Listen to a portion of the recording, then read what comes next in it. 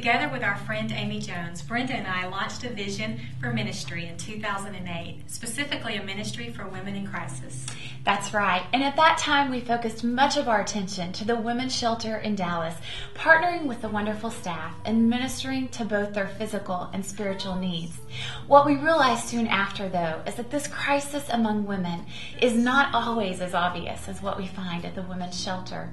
Well-dressed, successful women of the church are many times weathering storms and are in need of the same spiritual renewal. The Journey of Sisters collectively come from all backgrounds and are passionate to bring faith, hope, and the grace of Christ wherever we are ministering. Whether it be the chapel service or one-on-one prayer time with a precious woman at the shelter, or speaking to hundreds at a conference or church breakout session, we are obediently following His calling to share our lives for the sake of His kingdom. You see, we have found that women from varying backgrounds may be on very different paths in life. Some perhaps they have chosen, and some detours they haven't. But regardless of where they are on the journey, hope can be found. True wisdom can be embraced. Pointing people to Christ along their journey and offering encouragement is why Journey of Sisters are here.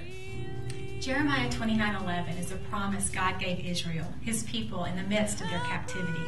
We know that these truths ring true today as well for those who are His children. For I know the plans I have for you, says the Lord, plans to prosper you and not to harm you, plans to give you a hope and a future.